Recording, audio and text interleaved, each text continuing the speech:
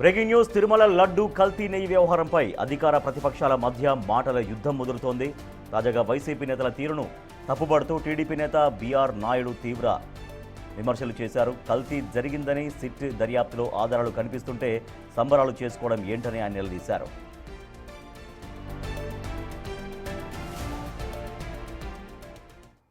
ఏళ్లలో 250 కోట్ల రూపాయల నెయ్యి సరఫరా చేయటం జరిగింది. జంతు కొవ్వు ఉంది అని ఎన్డీడీబీ రిపోర్ట్ ఇచ్చింది. ఆ రిపోర్టును కూడా సిట్ నివేదికలో పొందుపరచడం జరిగింది. శాస్త్రవేత్తలు నియమించింది ఎవరైతే నలుగురు ఉన్నారో ఈ వైఎస్ఆర్సీపీ ప్రభుత్వమే.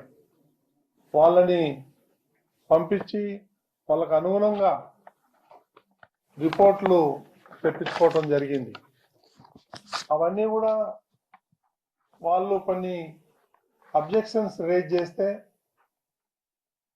అవన్నీ మీరు క్లియర్ చేయండి అని చైర్మన్ సుబ్బారెడ్డి ఆఫీసు నుంచి మెయిల్స్ కూడా పోయాయి. ఆ మెయిల్స్ కూడా సిట్ ఇచ్చినటువంటి నివేదికలో ఉంది. మొన్న వేసింది ఒక సప్లిమెంటరీ ఛార్జ్ షీట్ మాత్రమే.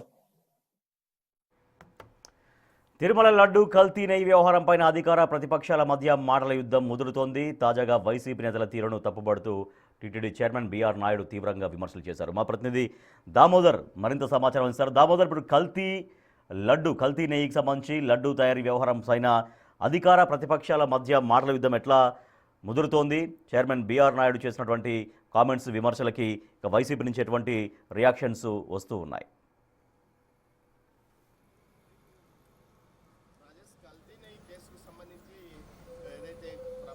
ఛార్జ్ షీట్ దాఖలు చేసిన తర్వాత అందులో జంతువుల కొవ్వు కానీ అటు చేప నూనె కానీ కలవలేదంటూ వైఎస్ఆర్సీపీ నేతలు పెద్ద ఎత్తున అటు ప్రభుత్వం మీద మాటల దాడితో పాటు శ్రీనివాస నింద పరిహార హోమం పేరుతో ఒక హోమం కూడా తిరుపతిలో నిర్వహించారు. దీనితో పాటు రాష్ట్ర వ్యాప్తంగా మెట్లు కడగం లాంటి కార్యక్రమాలు చేశారు. దీంతో నిన్న పెద్ద ఎత్తున అటు జనసేన, బీజేపీ, టీడీపీ నేతలు పెట్టి అందులో ఏదైతే ఎన్డీడీబీ ఇచ్చిన ల్యాబ్ లో పూర్తి స్థాయిలో అది దర్యాప్తు నివేదిక చూశారా, ముఖ్యంగా 10% లోపు జంతువుల కొవ్వు కానీ చేపల నూనె కానీ కలిసి ఉంటే అది బయటపడే అవకాశం లేదు టెస్టుల్లో అంటూ కూడా మాట్లాడారు. దీంతో పాటు చైర్మన్ బీఆర్ నాయుడు తీవ్ర స్థాయిలో ఆగ్రహం వ్యక్తం చేస్తూ ఆయన మీడియా సమావేశంలో మాట్లాడుతూ సిట్ దర్యాప్తును ఇంకా కొనసాగుతుంది, ఇది సప్లిమెంటరీ ఛార్జ్ షీట్ మాత్రమే, దీనిపైన పూర్తి స్థాయిలో దర్యాప్తు మరింతగా కొనసాగించమని అధికారులను కోరబోతున్నాం. దీంతో ఏదైతే వైవి సుబ్బారెడ్డి వ్యక్తిగత సహాయ కార్యదర్శిగా పనిచేసిన చిన్నప్పని వెనుక ఎవరున్నారా అన్న విషయం మీదనే పూర్తి స్థాయి దర్యాప్తు కొనసాగించాలంటూ కూడా తాము సిట్ను కోరుతాము, అవసరమైతే సుప్రీం కోర్టును కూడా ఆశ్రయిస్తామంటూ నిన్న టీటీడీ ఏదైతే పద్మావతి గెస్ట్ హౌస్ లో జరిగిన మీడియా సమావేశంలో ఆయన వెల్లడించారు. అంతేకాకుండా తీవ్ర స్థాయిలో ఆయన ఆగ్రహం వ్యక్తం చేశారు. నెయ్యి కల్తీ జరిగిందని సిట్టు ఛార్జ్ షీట్ దాఖలు చేస్తే దానిపైన వీరు సంబరాలు చేసుకుంటున్నారు, సిగ్గు లేదా అంటూ కూడా ఆయన మాట్లాడిన నేపథ్యం. మరోవైపు ఈ కేసుకు సంబంధించి మరింత కీలక పరిణామాలు చోటు చేసుకుంటున్నాయి.